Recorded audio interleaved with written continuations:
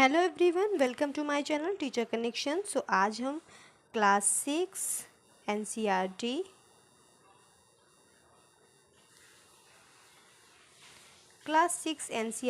Chapter 10 part 2 discuss करेंगे। आज हम इस चैप्टर को अपने बचे हुए टॉपिक जो भी हमारे टॉपिक रह गए थे उनको हम डिस्कस करेंगे अच्छे से और समझेंगे। आज बहुत कुछ इस क्लास में सीखेंगे। आपने इस चैप्टर 10 का पार्ट 1 नहीं देखा है तो आपको लिंक डिस्क्रिप्शन बॉक्स में मिल जाएगी, तो आप ज़रूर पार्ट 1 को देखिए, जिससे आपको पार्ट 2 बहुत अच्छे से समझ में आएगा। तो चलिए स्टार्ट करते हैं। पार्ट 1 में हमने चैप्टर 10 में वह क्या है जो सजीव को निर्जीव से पृथक करता है, पूरे टॉपिक को बहुत अच्छे से कवर किया है। बीजों के अंकुरण के लिए क्या आवश्यक है ये भी पढ़ लिया है। पौधे में वृद्धि गति कैसे होती है ये भी पढ़ लिया है। पौधे का जीवन चक्र कैसे होता है ये भी पढ़ लिया है। आज जो हमारा पार्ट 2 है चैप्टर 10 का, इसमें हम पढ़ेंगे जंतुओं का जीवन चक्र कैसे होता है, मच्छर का जीवन चक्र कैसे होता है और मेढक का जीवन चक्र कैसे होता है। और इसके साथ ही हम चैप्टर 10 की करेंगे समरी, जो होती है हर एग्ज़ाम के लिए बहुत ही इम्पॉर्टेंट, और इससे समरी से हो जाता है फुल चैप्टर रिवीजन।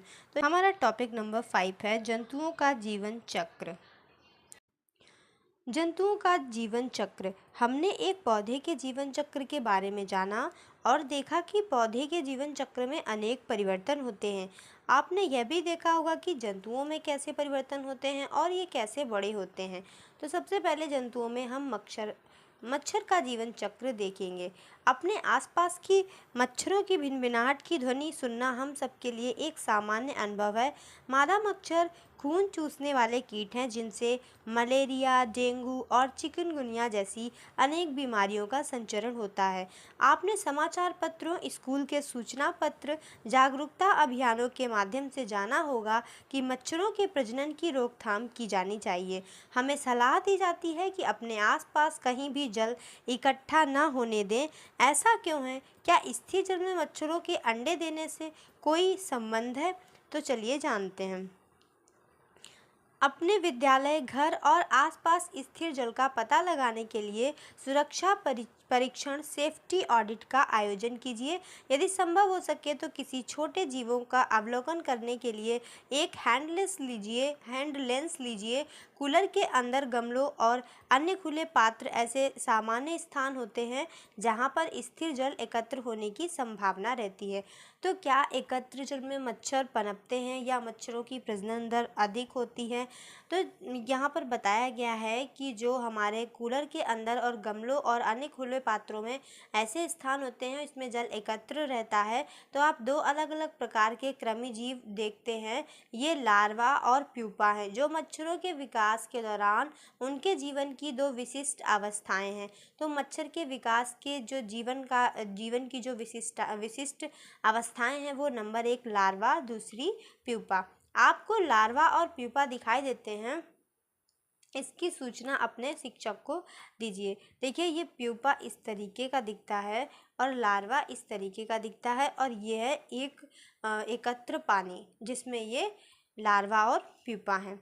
मच्छरों के प्रजनन की रोकथाम के लिए किए जाने वाले आवश्यक उपायों के विषय में अपने शिक्षक और सहपाठियों से चर्चा कीजिए। लार्वा और प्यूपा के आकार में क्या अंतर आपने देखा? तो जल निकायों में देखे गए जो मच्छरों के लार्वा और प्यूपा बार बार जल की सतह पर आते हैं, इसका कारण क्या हो सकता है? मच्छरों के लार्वा और प्यूपा जल में रहते हैं और उन्हें सांस लेने के लिए वायु की आवश्यकता होती है। वे सांस लेने के लिए जल की सतह पर आ जाते हैं। तो मच्छर के जो लार्वा और प्यूपा होते हैं वो बार बार जल की सतह पर ऊपर जल से बाहर सांस लेने के लिए आते हैं। क्या मच्छरों के जीवन चक्र को किस प्रकार भंग किया जा सकता है? मैंने अपनी माताजी को स्थिर जल पर मिट्टी का तेल छिड़कते हुए देखा। वो ऐसा क्यों करती हैं? तो मच्छर का जो जीवन चक्र है वो हम स्थिर जल में मिट्टी का तेल छिड़क कर रोक सकते हैं। मिट्टी का तेल जल की सतह पर एक पतली सी परत बना लेता है और यह परत जल को वायु से पृथक कर देती है और लार्वा और प्यूपा श्वास द्वारा वायु ग्रहण नहीं कर पाते। परिणाम ऐसा होता है कि वो मर जाते हैं। तो बिल्कुल सही बात है कि जो जल कहीं भी इकट्ठा जल है वहाँ पर अगर हम मिट्टी का तेल डाल देते हैं तो इससे क्या होता है कि तेल क्या करता है, एक लेयर बना लेता है अपनी, और लेयर बनाने के बाद उस पर जो लार्वा और प्यूपा हैं वो उस पर आ नहीं पाते हैं, उनको वायु से उनका कनेक्शन टूट जाता है, जिससे वो मर जाते हैं। तो आपके आसपास भी कहीं अगर पानी इकट्ठा हो तो आप वहाँ मिट्टी का तेल डाल सकते हैं। ये अवलोकन वृद्धि एवं विकास के सही अनुक्रम को जानने में हमारी सहायता करेंगे। अब कल्पना करना है कि आपको पोखर में जल से भरा एक पात्र दिया जाता है जिसमें लार्वा और प्यूपा है। उन्हें पात्र से अलग किए बिना यह निश्चित करने के लिए कि दोनों अवस्थाओं में से पहली कौन सी अवस्था आएगी, तो देखते हैं कि एक तालाब है और इसमें पहली अवस्था में अंडा है और दूसरी तरफ लार्वा है, दूसरी अवस्था में लार्वा है। तो ये मच्छर का जीवन चक्र है। पहले जो मादा मच्छर है वो अंडे देती है, उसके बाद लार्वा बनता है और थर्ड स्टेज पर प्यूपा बनता है और फोर्थ पे वयस्क मच्छर बन जाता है। तो ये मच्छर का जीवन चक्र होता है। एक तालाब में जीवन चक्र को दिखाया गया है। पहले तो क्या नाम अंडा है और मादा मच्छर के अंडे, फिर लार्वा और फिर प्यूपा और फिर वयस्क मच्छर। तो इस तरीके से मच्छर का जीवन चक्र है। मच्छर के जीवन चक्र की इन अवस्थाओं के विषय में और अधिक जानते हैं। मच्छर अपने जीवन चक्र में 4 अवस्थाओं से गुजरते हैं। पहली अवस्था है अंडा, दूसरी लार्वा, तीसरी प्यूपा और चौथी है वयस्क अवस्था। प्यूपा से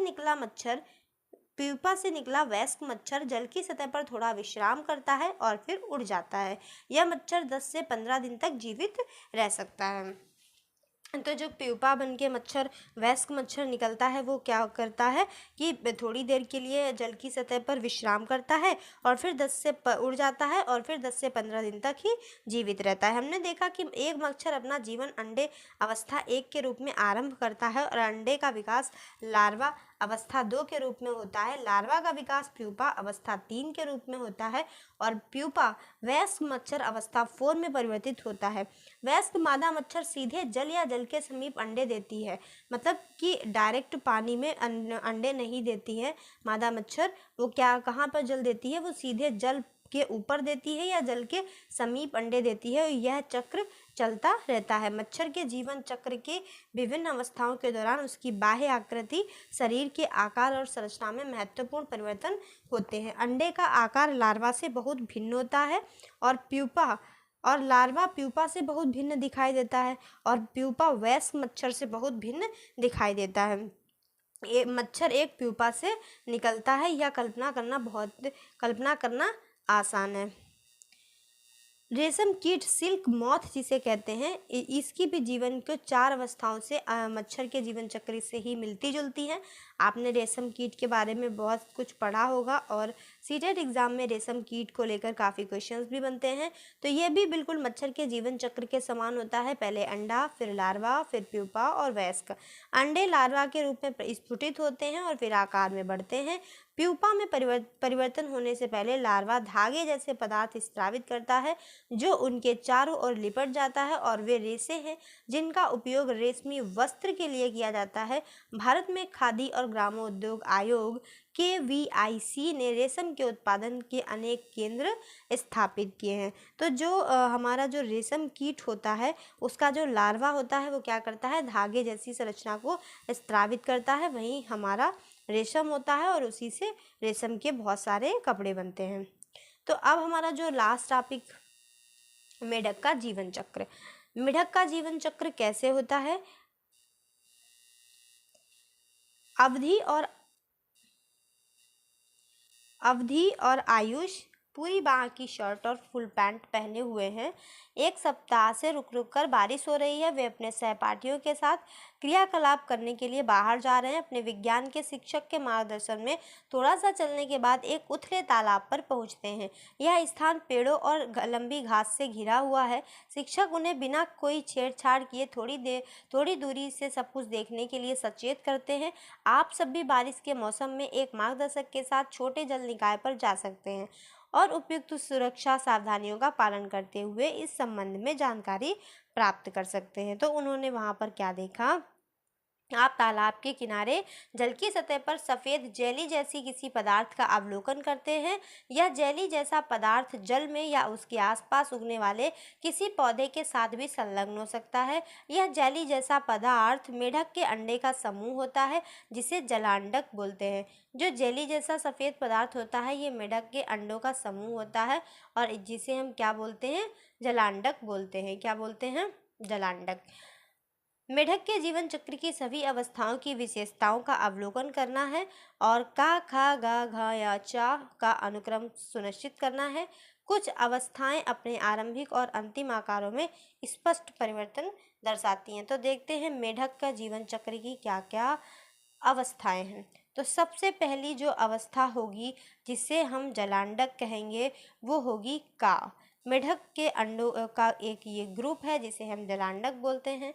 फिर उसके बाद खा मेढक के अंडों के बाद इसकी अवस्था होगी। फिर उसके बाद में ये का के बाद में तो हम देखते हैं कि तालाब में मेढक की विभिन्न अवस्थाएं क्या हैं।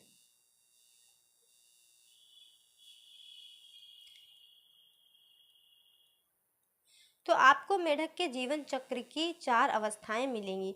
तो पहली अवस्था यहाँ अंडा अवस्था, जो भ्रूण अवस्था में परिवर्तित होती है। दूसरी अवस्था टैडपोल अवस्था होती है, जिसमें पुंछयुक्त या पैर विहीन प्रारंभिक अवस्था और पीछे के पैरों सहित बाद की अवस्था होती है। मंडूकक यानी फ्रॉगलेट अवस्था फोर्थ अवस्था होती है। वयस्क मेढक की अवस्था तो देखते हैं किस तरीके से चित्र में दिखाया गया है। तो मेढक का जीवन चक्र इस तरीके से दिखाया गया है। जो पहली अवस्था है ये है जलांडक, डे 1 जलांडक है मेढक की पहली अवस्था। ये है डे 3 से 4 दिन के बाद भ्रूण की फर्स्ट अवस्था खा, इस तरीके से। और उसके बाद में थर्ड जो अवस्था है 7 से 10 दिन के अंदर ये पूंछ के साथ टैडपोल आ जाता है। जो थर्ड अवस्था है उसे हम टैडपोल कहते हैं। फर्स्ट वाली जलांडक, सेकेंड वाली भ्रूण अवस्था, थर्ड वाली टैडपोल जो जिनकी पूंछ आ जाती है, और फोर्थ पैरों के साथ टैडपोल, इनके छोटे छोटे पैर हो जाते हैं 8 से 10 सप्ताह में। और थर्ड जो इनकी अवस्था है 12 सप्ताह, जिसे मंडूकक कहते हैं, एक मेढक जैसा छोटा सा आकार लेता है। और 14 सप्ताह में पूरा वयस्क मेढक बनके तैयार हो जाता है। तो मेढक के को वयस्क बनने में 14 सप्ताह लगते हैं। और पहली जो अवस्था होती है जिसे जलांडक बोलते हैं। तो इस तरीके से ये मेढक का जीवन चक्र है। तो हमने बहुत सारी चीज़ें इस चैप्टर में सीखी है अब तक। आपके विचार से क्या पक्षी भी जीवन चक्र की विभिन्न अवस्थाओं में महत्वपूर्ण परिवर्तन प्रदर्शित करते हैं? जंतुओं का जीवन चक्र पौधे के जीवन चक्र से किस प्रकार भिन्न है? पौधे और जंतु सजीव जगत का एक भाग है। वे अपने जीवन काल में अनेक परिवर्तनों से गुजरते हैं। हमने सीखा कि एक छोटा सा पौधा वृद्धि करके एक बड़े वृक्ष में विकसित हो जाता है। हमने यह भी सीखा है कि जंतु किस प्रकार वृद्धि करते हैं और बच्चे से वयस्क में परिवर्तित हो जाते हैं। प्रत्येक जंतु की यह यात्रा भिन्न भिन्न होती है। देखिए, हमने पौधे का जो जीवन चक्र देखा था वो बिल्कुल भिन्न था, और हमने जो मच्छरों का जीवन चक्र देखा वो भिन्न था।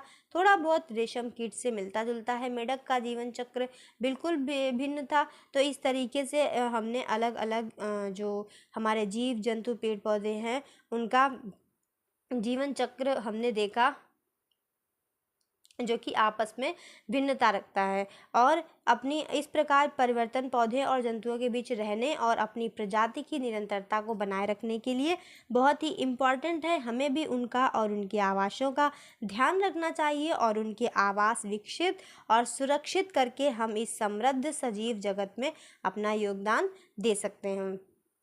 तो हमें भी पेड़ पौधे और जीव जंतुओं की सुरक्षा करनी चाहिए। और जो इनके आवास हैं उनका ध्यान रखना चाहिए। तो अब हम आ चुके हैं चैप्टर 10 की समरी की तरफ। हमारा पूरा चैप्टर कंप्लीट हुआ।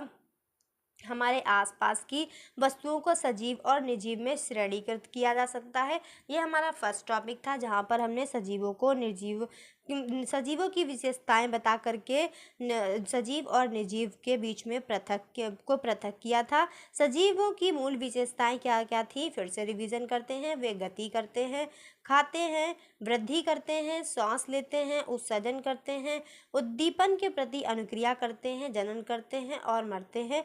इनमें से किसी भी विशेषता की अनुपस्थिति इंगित करती है कि वे सजीव नहीं हैं। इसका मतलब है कि ये जो विशेषताएं हैं, अगर इनमें से कोई भी विशेषता नहीं है किसी वस्तु में, तो वो निर्जीव है।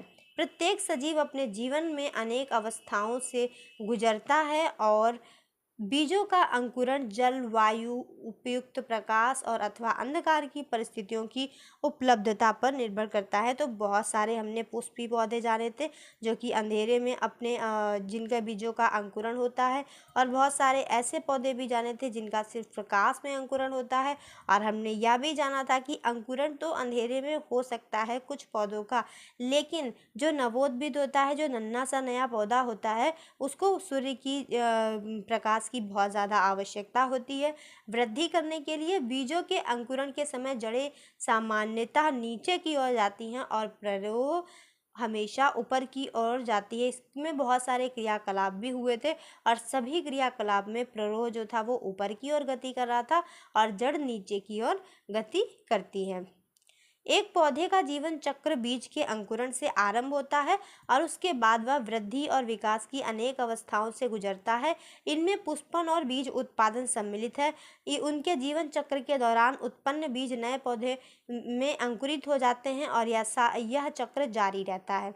एक जंतु मतलब जो पौधा है वो बीज से शुरू होता है और बीज के साथ इसमें पुष्प आता है और उसके बाद में जीवन चक्र पौधा जो है नए नए पौधे में अंकुरित हो जाता है और इसका यह जीवन चक्र जारी रहता है। एक जंतु का जीवन चक्र जनन के फलस्वरूप नवजात के जन्म से आरंभ होकर वृद्धि और विकास की विभिन्न अवस्थाओं से गुजरता है। तत्पश्चात वयस्क अवस्था आती है और अंततः मृत्यु हो जाती है। जनन की प्रक्रिया जीव की निरंतरता को सुनिश्चित करने के लिए है। जनन की प्रक्रिया जीव की निरंतरता को सुनिश्चित करने के लिए है। अब पढ़ते हैं मच्छर। इसके बारे में हमने अभी जाना। मच्छर अपने जीवन काल में अंडे, लार्वा, प्यूपा और वयस्क अवस्थाओं से गुजरते हैं। मच्छर अपनी 4 अवस्थाओं से गुजरते हैं। मेढक के जीवन की अवस्थाओं में अंडे आते हैं, टैडपोल आते हैं, मंडूकक, फ्रॉगलेंट यानी कि 3rd अवस्था, वयस्क अवस्थाएं सम्मिलित हैं। तो मेढक की भी 4 अवस्थाएं सम्मिलित हैं। कुछ सजीवों जैसे मच्छरों और मेढकों के जीवन चक्र की विभिन्न अवस्थाओं के महत्वपूर्ण परिवर्तन होते हैं। ये परिवर्तन उनके शरीर के आकार, संरचना और कभी कभी आवास में भी देखे जा सकते हैं। तो यहाँ पर आपका चैप्टर जो कि हमारा चैप्टर 10 कंप्लीट होता है। तो अब तक हमने क्लास 6 एनसीईआरटी के 10 चैप्टर तक कंप्लीट कर लिया है। तो अगर आपने अब तक 1 से लेके 10 तक चैप्टर नहीं देखे हैं तो आपको चैप्टर 1 से लेके चैप्टर 10 तक का लिंक डिस्क्रिप्शन बॉक्स में मिल जाएगा। आप सब जो भी नए लोग हैं चैनल को सब्सक्राइब कर लें एंड चैनल को वीडियो को शेयर करें, लाइक करें और कमेंट करें। Thanks for watching. मिलते हैं नए चैप्टर के साथ।